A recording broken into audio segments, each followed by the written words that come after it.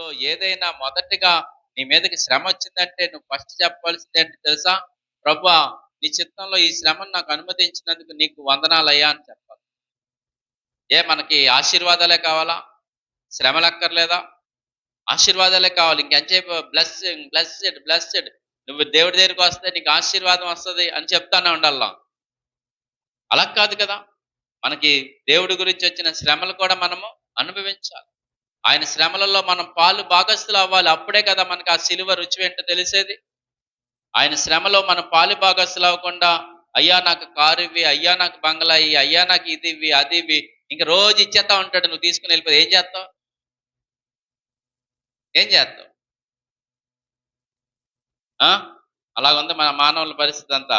ఎప్పుడు దేవుడికి thanks giving చెప్పలేని పరిస్థితిలో ఉన్నాడు. ఇక్కడ భక్తుడైతే దేవుడికి ఏం చెప్తున్నాడంటే, ఆ కృతజ్ఞతాస్తుతులు కూడా చెల్లిస్తాం.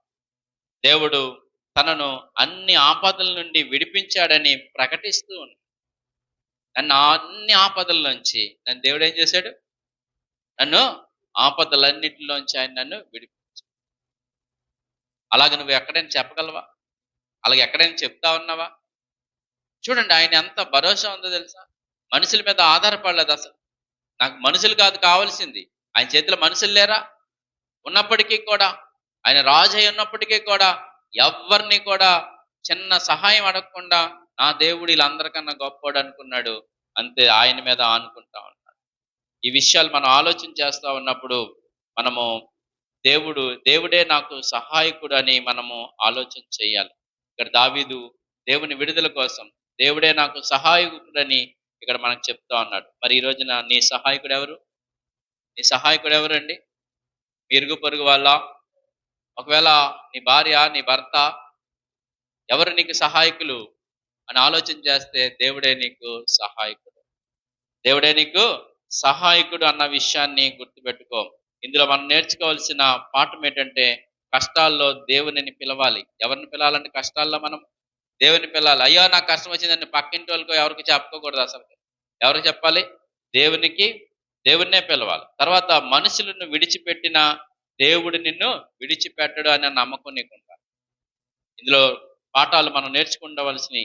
తర్వాత దావీదు చెప్తా అన్నాడు, దేవుడే నాకు సహాయకుడు అనే విశ్వాసం నువ్వు కలిగి ఉండాలి. దావీదుకి అదే విశ్వాసం. నాకు ఎవరున్నా లేకపోయినా పర్వాలేదు, నా దేవుడు ఉంటే నాకు చాలు అన్న విశ్వాసం. శత్రువుల మధ్య కూడా దేవుని మీద నమ్మకాన్ని కోల్పోకూడదు. శత్రువులు మన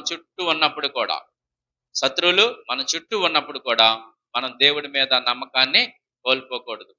అటువంటిది ఎవరైనా బైబిల్లో ఉందా?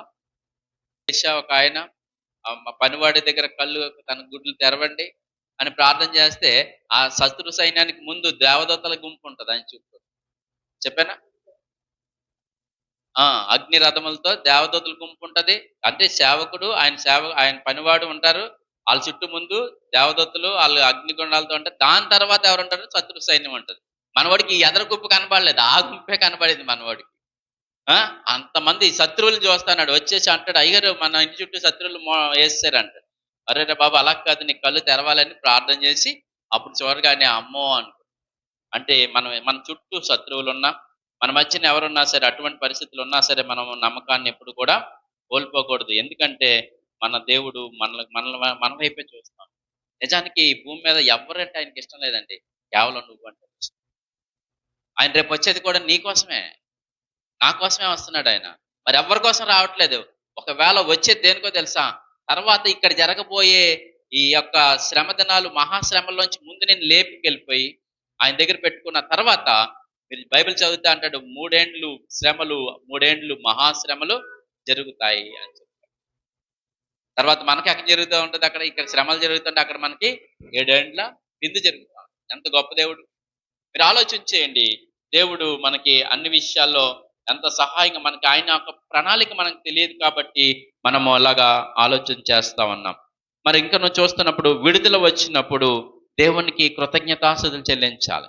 ఇవన్నీ కూడా నువ్వు దేవునికి ఏం చేయాలి? నీకు విడుదల కలిగినప్పుడు నువ్వు కృతజ్ఞతాస్తుతులు చెల్లించాలి. తర్వాత దేవుడే నా సహాయకుడని 54వ కీర్తన అంతా కూడా చెప్తా ఉన్నాడు. ఇందులో 3 విషయాలు. ఒకటి, ఆపదల్లోని దేవుణ్ణి పిలవాలి. శత్రువుల మధ్య దేవుని మీద నమ్మకాన్ని ఉంచుకోవాలి. విడుదల పొందిన తర్వాత దేవునికి కృతజ్ఞతాస్థుతులు తెలియపరచాలి. ఈ కీర్తన మనకి ఈ విషయాలు నేర్పుతా ఉంది. ఈరోజు నువ్వు దేవుడి మీద ఆధారపడుతున్నావా? దేవుడి సహాయాన్ని